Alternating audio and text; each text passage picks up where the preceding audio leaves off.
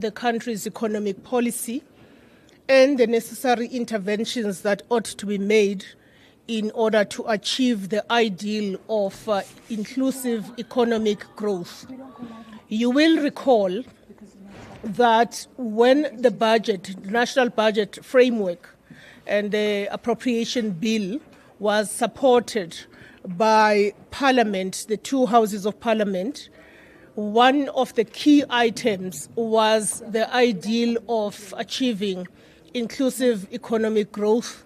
In other words, the type of economic growth that produces employment, the type of economic growth that deals with inequalities as well as attacks poverty in our country.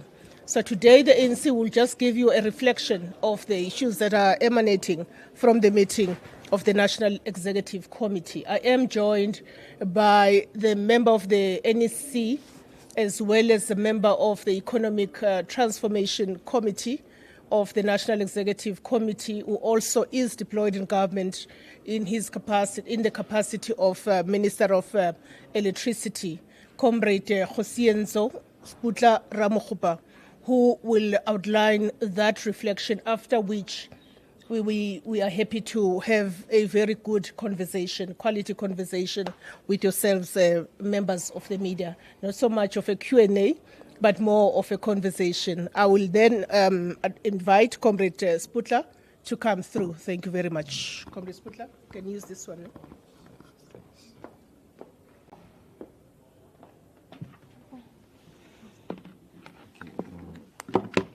Good morning to everyone here present, and morning to the viewers at home. Maybe just to indicate the following, as part of, as Comrade Matlenge has indicated, the initial reflections on a very robust and in-depth discussion on the South African economy, and also answering the question, what is to be done to ensure that we are able to recover the South African economy. So maybe let me start by stating the following, that the National Executive Committee, that is the NEC of the African National Congress meeting, has engaged in in-depth discussions, having received reports on the state of the South African economy.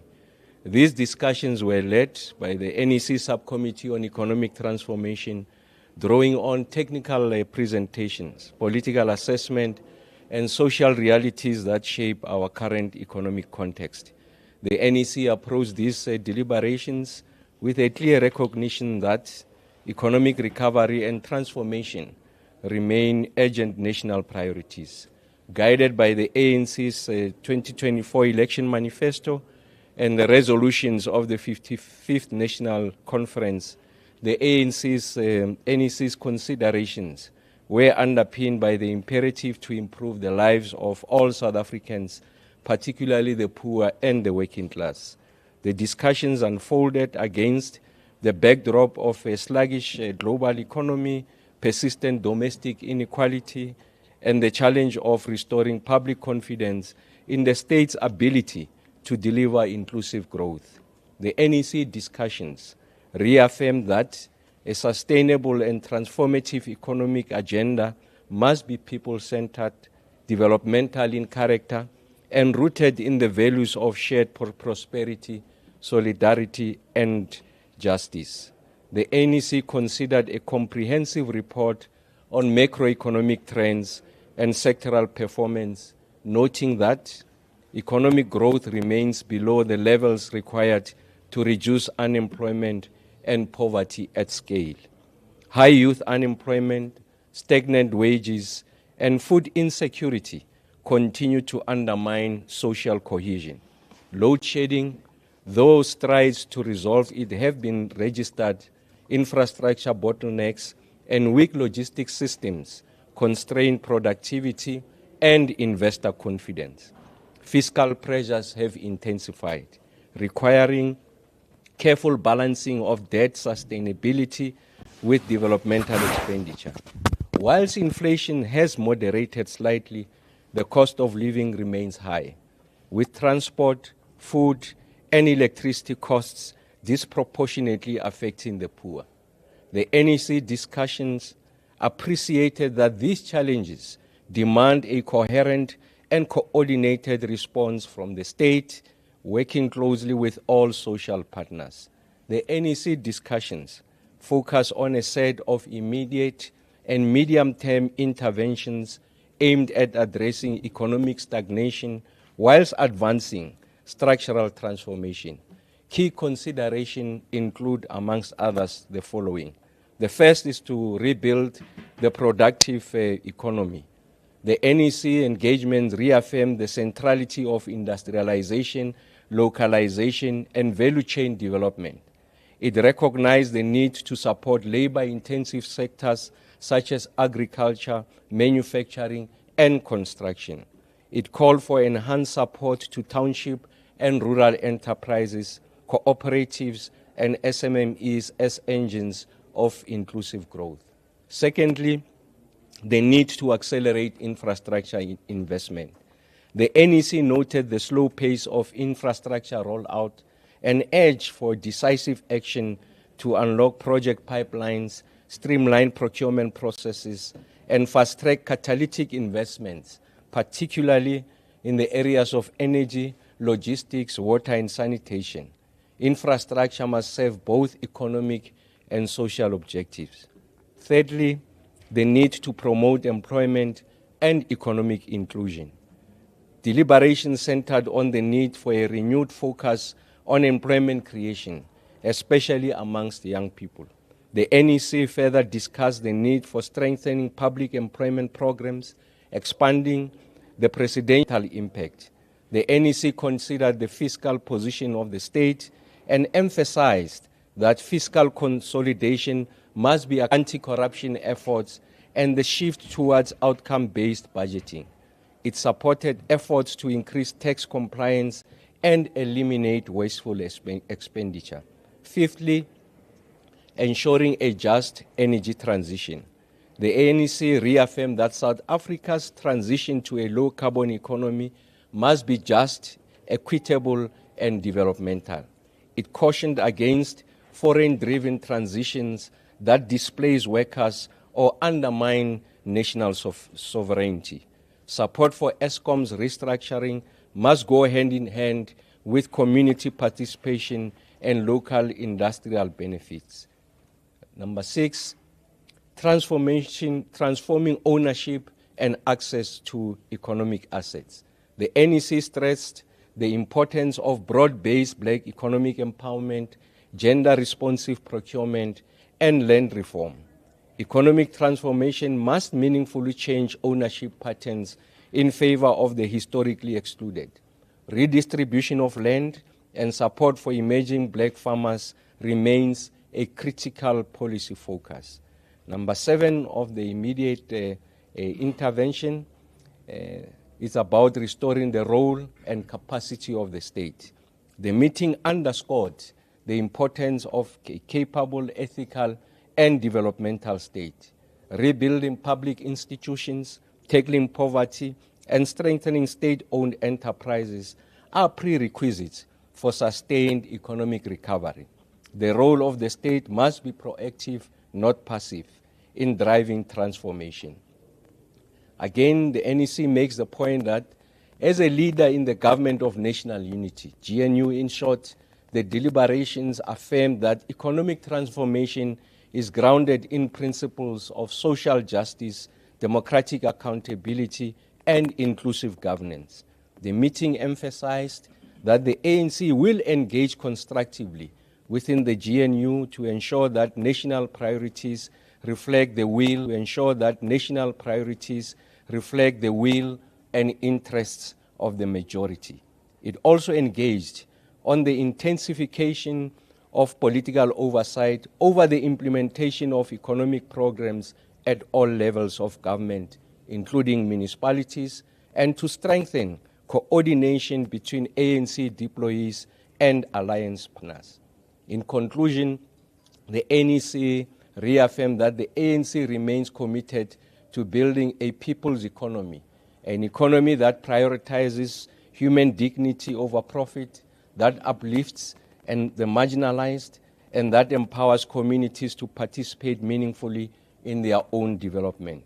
The NEC discussed the need for the Subcommittee on Economic Transformation to refine proposals into an integrated program of action which will be communicated to the public.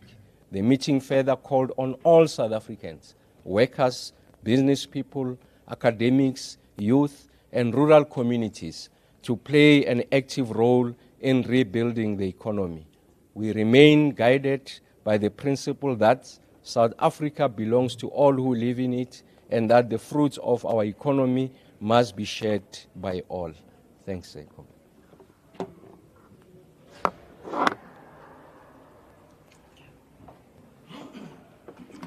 Thank you very much, Comrade Khusienso. I will at this point invite reactions, questions from yourselves, colleagues, members of the media. I am looking for hands. Let me go towards the left and be left-leaning. I will start with Sunday Times. Please go ahead, Khotatso. Thank you very much. Khotatso Marisa here from the Sunday Times. What is the ETC's position on the proposed inflation targeting of 3% by the Reserve Bank?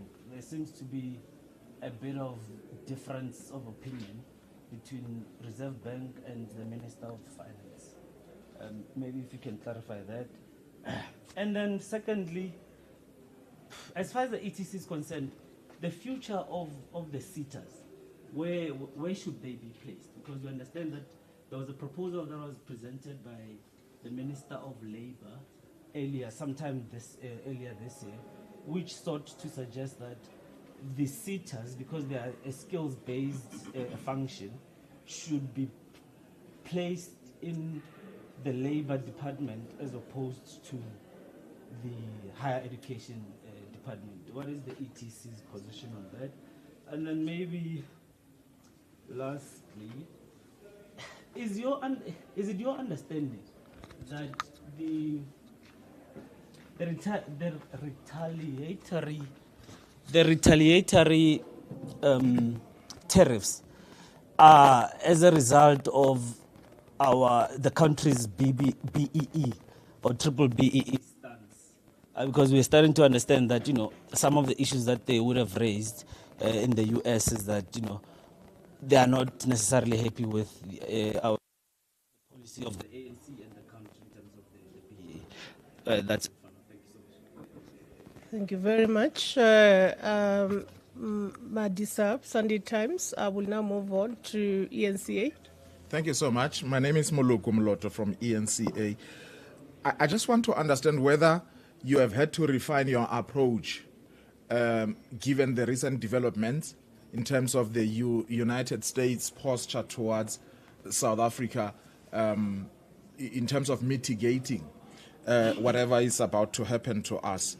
But on the issue of legislative transformation, have you reflected on, in terms of to what extent you think black economic empowerment has stifled economic growth, job creation as a result, given the fact that as a policy, when it came into effect in 1994, I think unemployment was sitting at the time at around 20% or so. And in 2003, when it became a law, an act of government, it was at around 27%. Today, as we speak, we are well over 30%.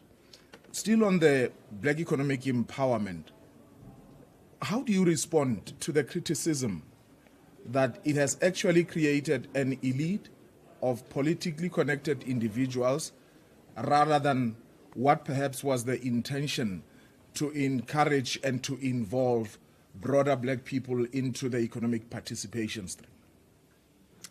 Thank you very much. As I recall that we call it broad-based black economic empowerment. I'll leave that to Comrade Sputler to reflect on that, but I think let's not miss the part about broad-based black economic empowerment. SIBC, My name is Anc Nec. I'm with the SABC. I'm with the SABC. Listening to Dr. Ramokopa's statement, it's like the ETC statement, it's painting a gloomy picture about the economy or the state of the economy. It doesn't really paint a rosy picture. But the question is, where did we go wrong? It's like we just started now in terms of governance. The ANC has just started to govern the country, the way he says things. And secondly, the broad-based black economic empowerment, or the black-based, black economic empowerment as it started, and now broad-based black economic empowerment today. It's a tongue twister. Yeah, no, it's a tongue twister. What happened? What happened?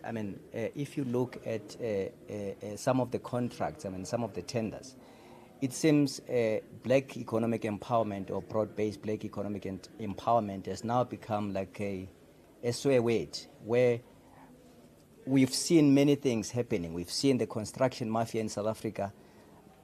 It has become something that is delegitimized, an important interlocutor when it comes to the empowerment of black people or people who were marginalized economically at some point. Where did we go wrong? And are you worried as the ETC that this scheme that was meant to empower black people has now been delegitimized and has become a swear word in South Africa, where you've got all the killings, all these construction mafias, the water tanker mafias now? Everything, it seems like it's just bad. You done, Deborah? I'm done. All right, thank you very much. Move on. I move on to, sorry, I recognized my sister there at the back. I don't know if it's business day. Yeah. Just can't see clearly. Yes, please go ahead. It's Thando Mayeko from Business Day. I just want to know whether ETC or the ANC has discussed the Reserve Bank's move to lower the inflation targeting band to 3%. The Finance Minister, Enoch Godongwana, has been on record saying that he still needs to have political backing before actually supporting a lower inflation targeting. I just want to know the ANC's views regarding that. And then secondly, we've seen with the whole tariff saga from Trump, it seems like South Africa's most immediate neighbors in the SADC region have received lower tariffs range than South Africa. Do you think there's a chance of perhaps a regional response to the tariffs, or is it because South Africa has a higher tariff rate than the other SADC countries, it makes it more difficult? Thank you. Thank you very much. I'm aiming for just one round set of questions. And then if there really is a need for a follow-up, we can always do so, which is why, are you comfortable, Congress Butler? Thank you. Please go ahead. Thank you. Shannon Merricks, Kasi Broadcasting Africa. You know, there's a saying, theory and practical. Theory, when you talk about the economy, it means something else. Practical is what we have here today.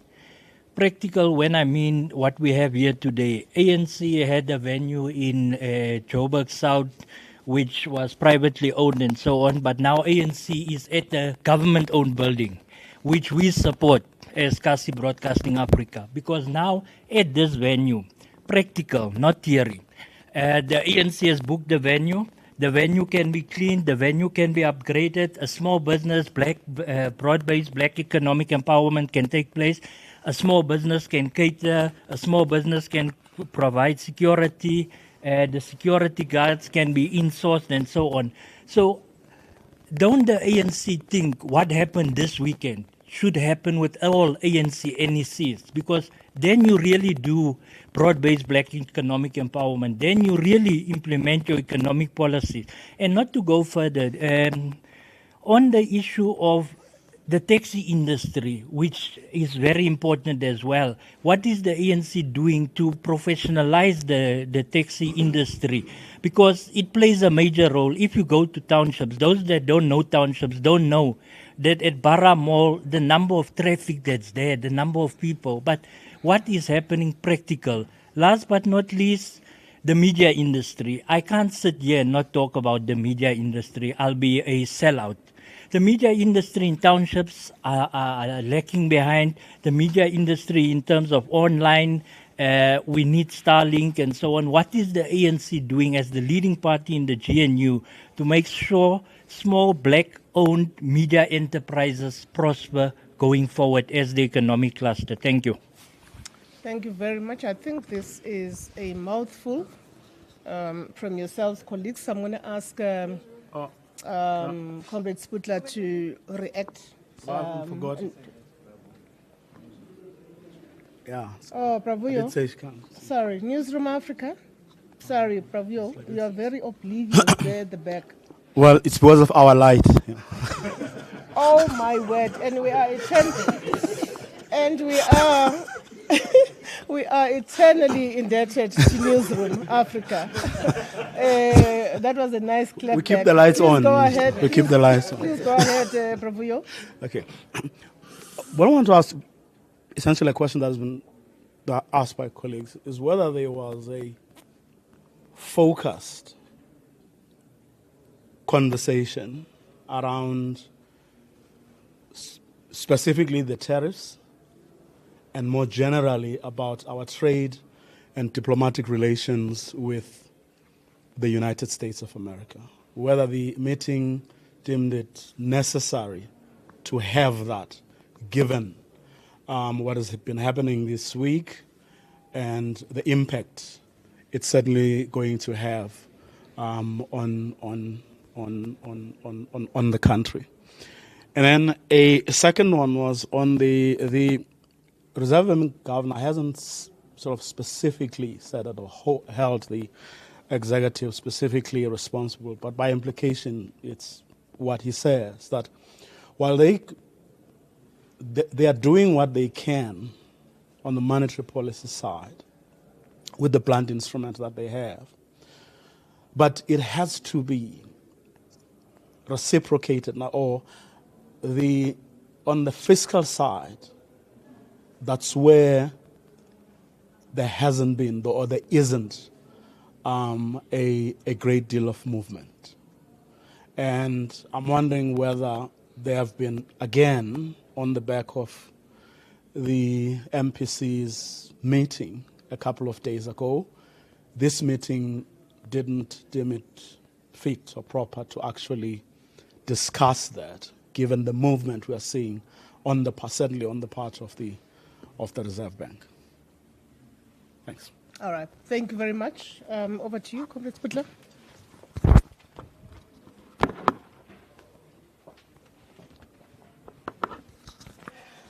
Thank you very much for the questions, and perhaps just to start from the end, just to Bravoyo's question, and a few colleagues have asked the same question in relation to the tariffs. There was a focused discussion, and I must add that it was both spirited and robust discussions. So the following are some of the elements of that conversation or discussion. First is that the United States remain our second biggest trading partner, and that we must do everything possible to preserve, if you like, that status, because it's got huge economic implications to South Africa. The most direct is in relation to the number of jobs that potentially could be lost as a result of these tariffs if our products that are earmarked for the U.S. are going to land uncompetitively, and they'll be displaced by products from other jurisdictions. So the point made there is that we must make everything possible within the bounds of rationality to ensure that we are able to preserve that relationship. I must indicate that the channels continues to be open between ourselves and the U.S. to ensure that we are able to find each other.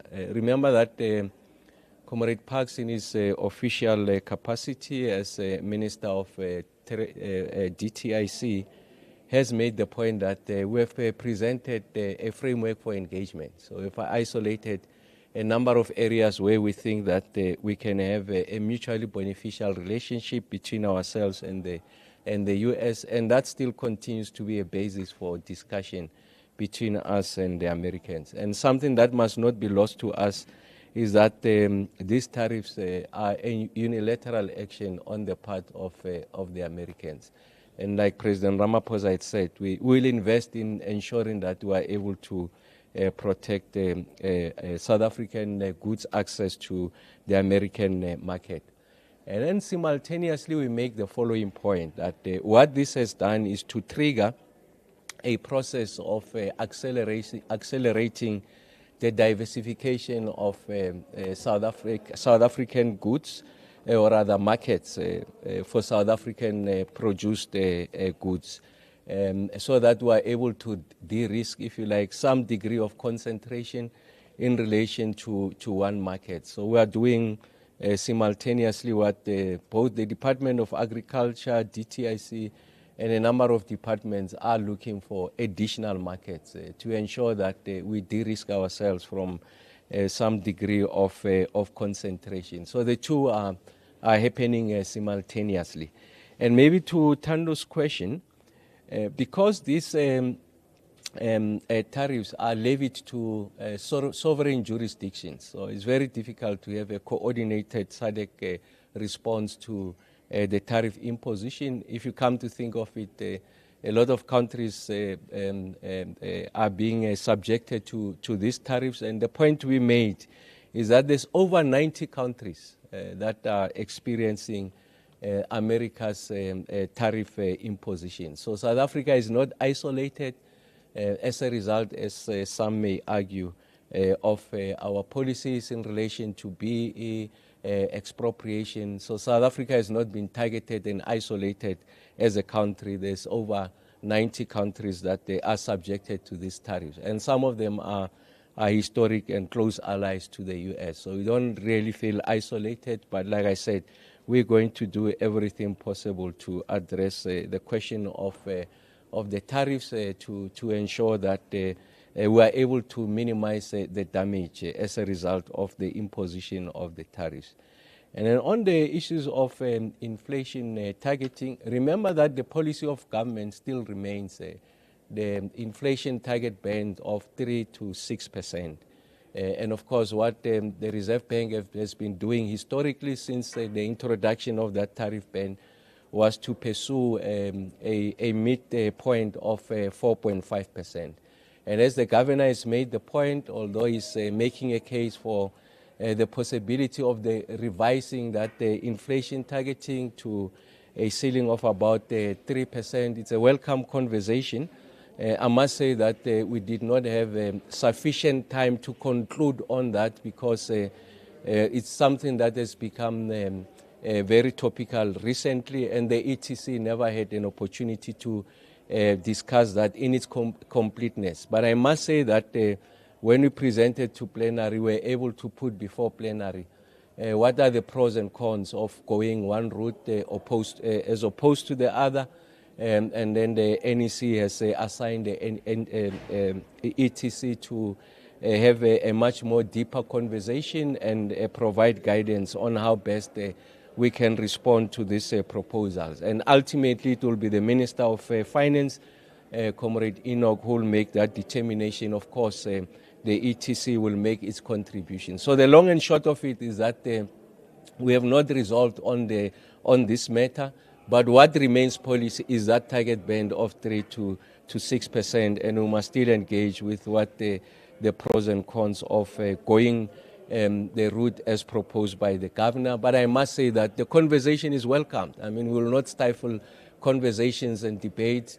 The governor has got a particular approach, is able to substantiate why he thinks we must go that route, and he does make the observation that in fact that is a mandate of the policyholder, which is National Treasury in this instance, and that he'll be guided by the choices made by by government and, of course, led by National Treasury. From an ANC perspective, those conversations continues to ensue.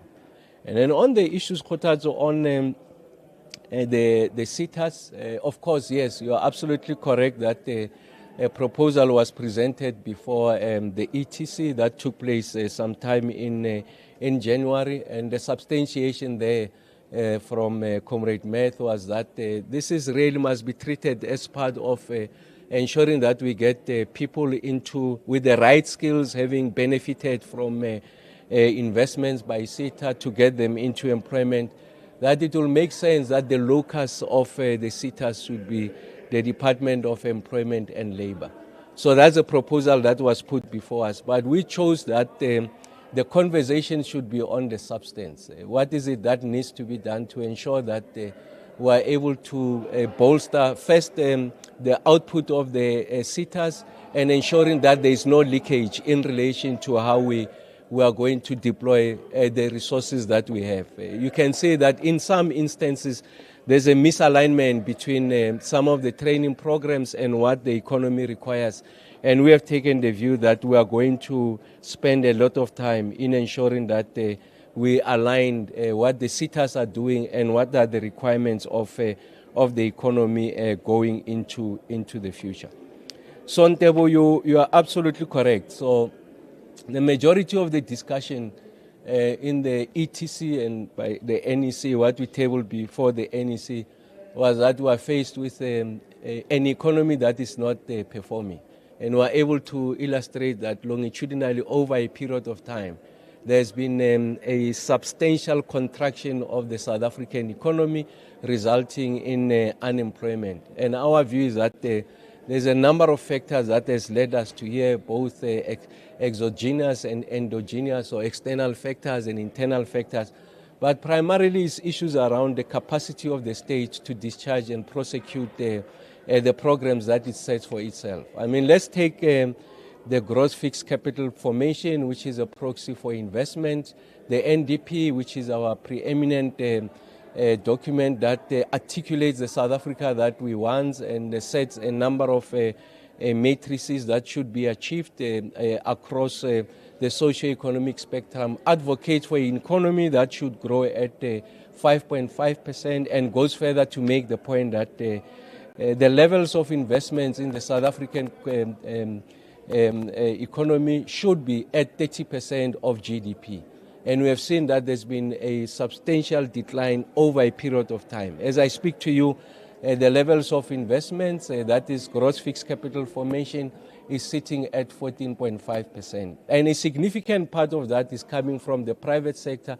Very little is coming from the public sector. And part of the reasons have to do with the systemic weaknesses in public infrastructure delivery value chain. So there are significant weaknesses. We have hemorrhaged the technical and financial skills over a period of time, has undermined our ability to plan, has undermined our ability to invest in bankable projects. So you can see the quality of the projects that are coming out, a lot of them are not bankable. We are not able to clearly articulate what should constitute the implementation and rollout of those projects. And as a result, the public investment side of the gross fixed capital formation has underperformed.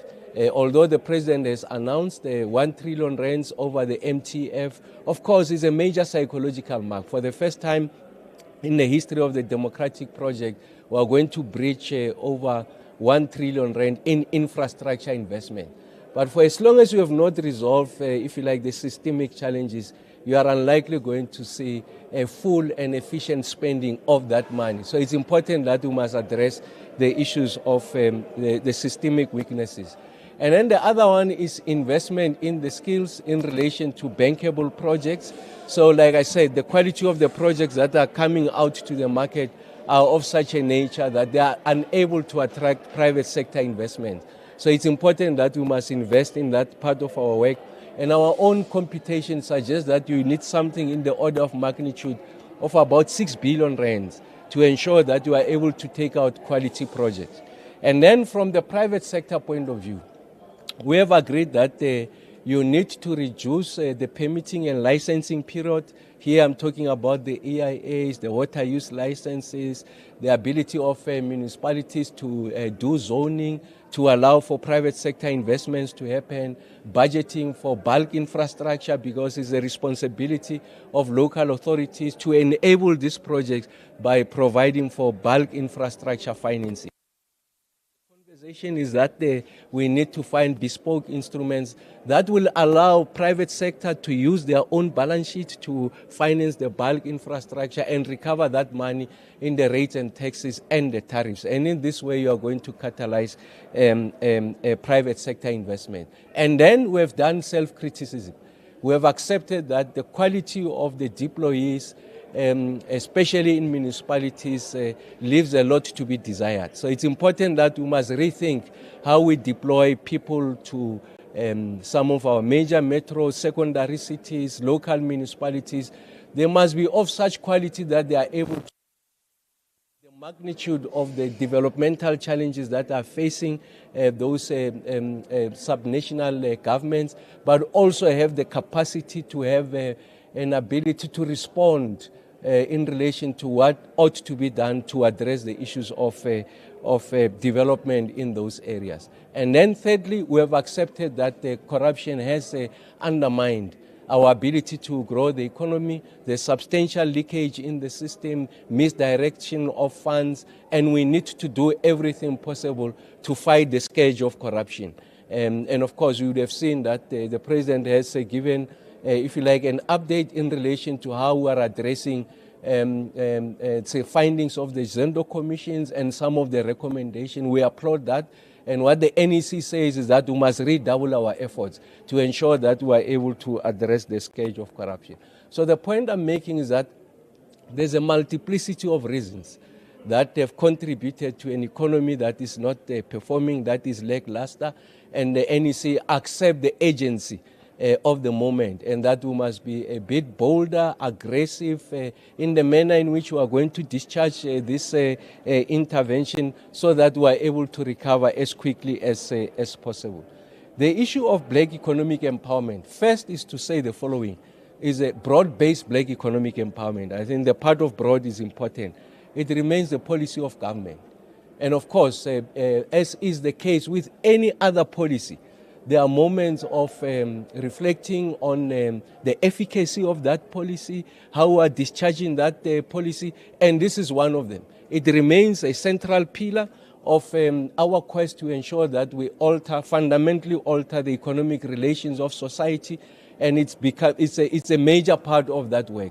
But we do accept that there is a case for us to rethink how it's going to be implemented going into the future, but we are not about to abandon it. So I think that there are lessons over the period since it was introduced, and we do accept that there's some degree of tweaking, and some of it must be a substantial revisit on how it's going to be prosecuted. But as a policy, it remains the cornerstone of what we want to do.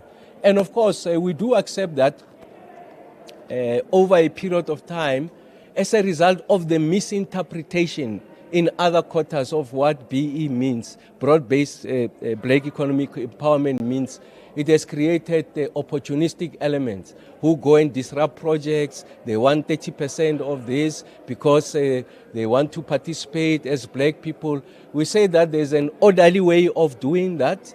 And in fact, the Department of Public Works and Infrastructure, stretching from the previous administration, has been able to provide a framework on participation by local communities of what it means to take a stake, 30% by local communities in projects that are happening in their spaces. So that discipline has been established. So it's important that we are able to distinguish a criminal element, a criminal enterprise that abuses what we mean by black economic empowerment, and the honest intentions of how we want to incorporate the participation of local communities and that minimum floor of 30% participation rate. So yes, in some instances, we have seen that as a result of what gets to be characterized as a construction mafia, that has undermined our momentum to execute the build program. And hence you are seeing in many quarters, spheres of government, there's money that is being returned to national government, to the fiscals, because it has not been spent as a result of, amongst others, the construction mafia that undermines the pace and the quality of delivery of the projects going into the future. And the question, I think, Merrick's on the taxi industry, you are absolutely correct, is a big part of the South African economy. So if you come to think of it, over 60% of daily commuting in this country is through the taxi industry. You know that we had introduced the recapitalization program, really was to replenish the assets, the rolling stock, if you like, the taxis. There must be of a certain quality. You are able to ensure the safety of users, the drivers, and the passengers. Of course, we have not been able to record the successes that we want, and we know that Minister Chrissy is revising that. And then there's a whole issue of how you formalize them. And the taxi industry has made a very cogent argument to say they are not subsidized, and yet they are the mainstay of the South African economy. I mean, the point I made earlier on, 60%, over 60% of daily commuting is through taxis, and the remainder is buses and trains, and yet those other modes of transport are receiving government subsidy. It's a conversation that Minister Chris is having. So outside the issues of freight logistics, I think the issue of passenger movement is important. You have seen that from the train side. We have been able to open a number of corridors. Minister Chris has been doing that, and this is work in progress. And I'm sure that at the right time we'll be able to make that announcement. But yes, the long and short is that it's a mainstay of the South African economy. And if you like, first generation of South African real business people have gone into the taxi industry. Of course, it has evolved over a period of time. What also underpins this conversation in the ETC is the need for us to incorporate the participation of small, medium enterprises in all their manifestations. Of course, you make a case for journalists, those who are in the print, media, and all of that. So we address that in its totality. So we make the point that some of the matrices that we are going to use to measure the degree to which we are experiencing or registering this qualitative transformation is the rate at which we are able to incorporate, formalize, and affirm small, medium enterprises. So it underpins all of the interventions that we are making, be it in the just energy transition, the work that Minister Chris is doing, the Black Industrialist program. It's important that we are able to incorporate them in that conversation. I think that we have attempted to address all of the questions.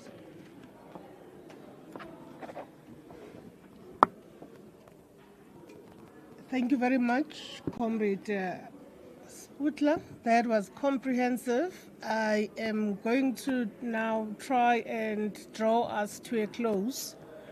I'll take the last set of hands. Clearly this conversation, Comrade Sputler, is quite provocative. I see so many. There's another forest of hands. I'll start with the NCA. All right, thanks. Is a hand? Oh, no. She's assisting. Oh, she's holding for you. Okay, then I see Siamtanda. Can I check this side as well? Pravuyo. Let's in that particular order. All right. Moloko again from ENCA. Minister, in terms of the lessons that you say you learned in regard to the implementation of the broad-based Black economic empowerment, do those lessons include accusations, particularly by organizations on the right, who are saying that it stifles economic growth? Second question relates to an update on the 100 billion rand transformation fund. Have you been briefed as to when government intends to roll it out, but also the practical ways, so that we don't get to a situation where we say at the end of its implementation, we say we must learn this and that, in terms of ensuring that it is transparent and that it is corruption free. Lastly, I think in January your committee called on the National Treasury to give Transnet a once-off debt relief. And I'm aware that I think on Friday, your colleague, Minister Grisi, announced 48 billion rand. That's been approved. Is that how you had envisioned it as the committee? And do you think it's effective, or you think if the National Treasury had broken the bank and said the total relief is here, that perhaps could have been more effective? All right, thank you. Samtanda? Sis Mahlengi, I just have one question really. It's about, I'll bring Dr. Ramokgopa to the tariffs. The perception that your deployees in government may have failed to secure a deal like other nations in terms of securing a lower tariff. I appreciate that you said South Africa, it's not isolated, we're not alone in this thing, but other nations were able to secure deals. Has the ANC reflected on whether or not your deployees in government did enough to I don't know, cushion businesses in this regard? Thank you. Thank you very much. I'm going to take newsroom. Yeah, yes, what Samtanda just said. Did the committee get Vuyam Voko, Newsroom Africa? Did the committee get a sort of detailed or briefing on what the sticking points are? Because much as you're saying, what this has done has been to trigger other conversations about other markets and so on. But we're still stuck with the United States of America right now. And everyone has made it clear to all and sundry from the president down that we need this relationship. So did you get a detailed briefing as to where the sticking points are? And were you able to make that determination as to whether our team did their utmost best? I'll qualify it and say under the circumstances. Thanks. Thank you. Thank you very much. I'm going to take it back to Comrade Sputler, but I just want to make a very short remark that South Africans are waking up to a very strong critique against broad-based black economic empowerment in the wake of the U.S. administration casting aspersions on that particular transformation legislation. It's not the only one. Employment Equity, Land Expropriation Act, quite a number of those. And of course, as you rightly say, organizations to the right in our country, well, let's call it by its name, right-wing formations in South Africa. And I think South Africans have got to ponder whether this is a useful conversation to dig deeper into on the basis of the fact that suddenly there's something wrong with BEE, on the basis of the fact that it's been redlined by right-wing organizations in our country that have also gone all out to mobilize the world, particularly the U.S., around it.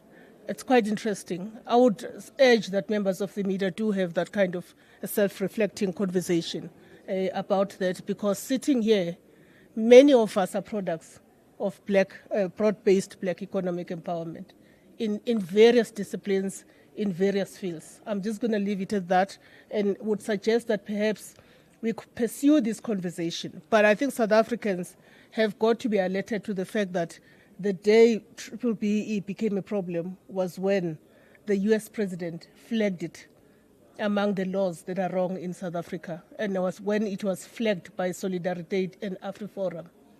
Otherwise, it did not become such a spirited conversation.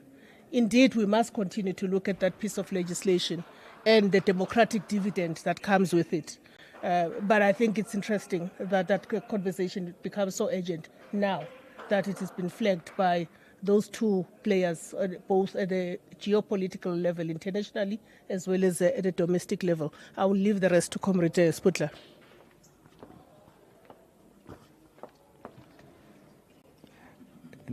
Thanks, colleagues. Maybe just to reinforce what Comrade Matleng has indicated, the issue of economic growth and the execution, prosecution of black economic empowerment, they are not incompatible. So we've been able to illustrate over a passage of time that you can achieve both. I have articulated at great length, what are some of the objective and subjective factors that has undermined growth in our country. And I have not mentioned broad-based black economic empowerment as one of those. Like any policy framework, I think from time to time, any responsible government will go back and revise its implementation, learning from, if you like, both the missteps and successes of its implementation.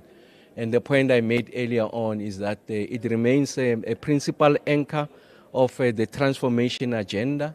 So we are not about to relent on it. But yes, we'll have and continue to have conversations about the manner in which we are executing that program. And I also want to state that we want to make the point that as a sovereign nation state, we reserve the right to make our policy choices, having due regard of our domestic conditions. So I don't think that we will be prescribed from outside. We will appreciate what some of these sensitivities are. But when all is said and done, is that as a sovereign nation, we reserve the right to determine what these policy choices are and live with those choices. And we don't think that broad-based black economic empowerment is one of those choices that requires substantial revision as something that undergates the transformation project.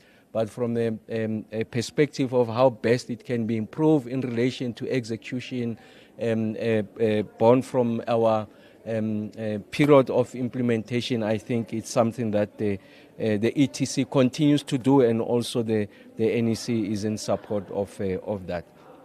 Moloko, on the 100 billion rand transformation fund, no, that still continues to be work in progress.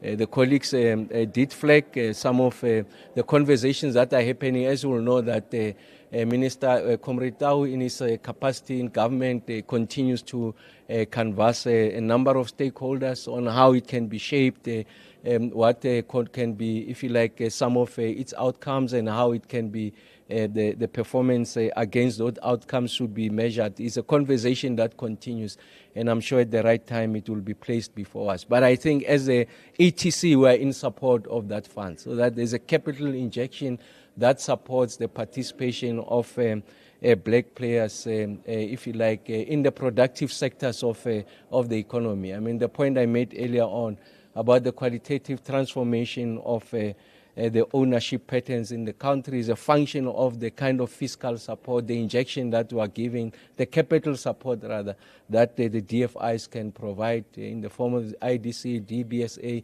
Of course, government will determine where its locus is, but as a principle is something that is being supported, and the department at the right time will come out. So on the support given to Transnet, we think that there's a template, and that template has illustrated that with the necessary fiscal support, and that support coming with the conditions, we are able to turn around an ailing SOE into one that begins to give us the kind of results that are required. And that example, that template is Eskom. Remember that it received a fiscal injection of 252 billion staggered over multiple financial years, and then once it meets those conditions, that support then gets to be converted into equity. So there's a template there, and as a result of that fiscal injection at Eskom, we are able to invest in the maintenance, replenishment of your generation assets, and today we are seeing the results there. The projection is that Eskom is likely going to declare dividends. So you are beginning to see that there's a turnaround as a result of this support. So it is that template that gets to be exported to Transnet, and we are confident that Minister Ekrhuleni and those that are at the helm of Transnet rather will deploy this judiciously in a manner that helps us to turn around the situation there. Remember that we need to get to over about 270 million tons that needs to be moved per annum to get to pre-COVID levels conditions. And now we're at about 252 million tons that is being moved. We're seeing gradual progress. Transnet does need the kind of support that National Treasury has provided. And yes, I mean, on the quantum is a different matter, but on the principle of fiscal support to resuscitate Transnet is something that we have supported, and we are grateful that the National Treasury has come to the party. And then on our ability to secure the deal. So remember that the person who championed these discussions with the United States is the president when he went to the U.S. With a team of ministers and of course also other stakeholders in the South African economy to go and engage with our second biggest partner, that is the U.S., to really make the case that this is a relationship that has got benefits to both countries. So it's a symbiotic relationship. And I made the point earlier on that we didn't go empty-handed. We provided a comprehensive framework on how we can reset that relationship to the extent that it meets our own domestic requirements and also how we understood and interpreted what the expectations of the U.S. is. We presented before them. Minister Tau, in his official capacity, continues to engage. We are still to receive a response. So the rate at which we are able to resolve this is also a function of the response we are getting from the counterparty. So we have placed a proposal on the table. That proposal was restated here in the NEC, and it's something that the Minister has also made public in the issues of the agricultural sector, the issues around us securing the molecules, or if you like, the gas, 180 petajoules per annum over a period of 10 years. We're able to showcase what the numbers are, what is the benefit to the South African economy, and what is the benefit to the U.S. We are yet to receive a response. So I must say that we are confident in the ability of the South African delegation, in this instance led by Minister Tau, to engage with the parties, his counterpart in the U.S. But like I said, I mean, we are still awaiting that response. The team has made what we think is a compelling, if you like, a framework before the Americans, and we'll wait for them to respond. We will invest in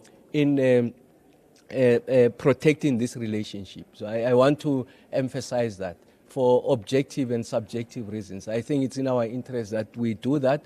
And I had made the point earlier on that simultaneously we are going to ensure that we look for alternative markets. I mean, it will be a height of folly to suggest to you that you can discover those markets tomorrow and land these products there tomorrow.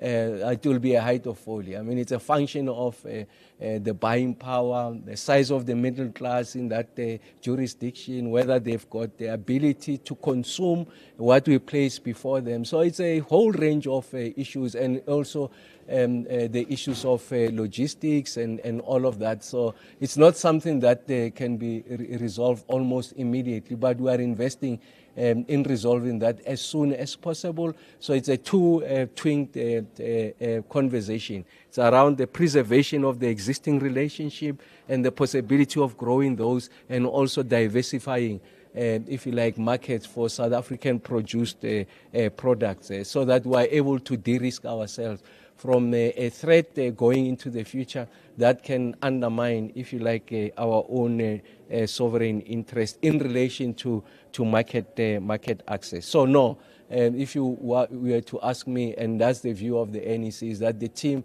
is doing everything possible in its power to resolve this question, and we have and want to affirm our confidence in that team led by Comrade Tau in his capacity as the Minister of DTIC. Thanks, Matthew.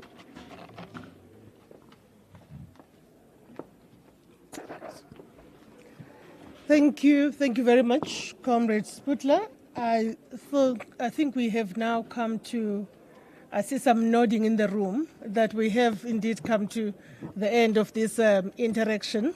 Follow-up interviews, one-on-one interviews, that opportunity is available for all of us members of the media with Comrade Sputler and other designated communication messengers from our economic transformation subcommittee of the NEC. I would like to thank you for your audience and for your engagement this morning.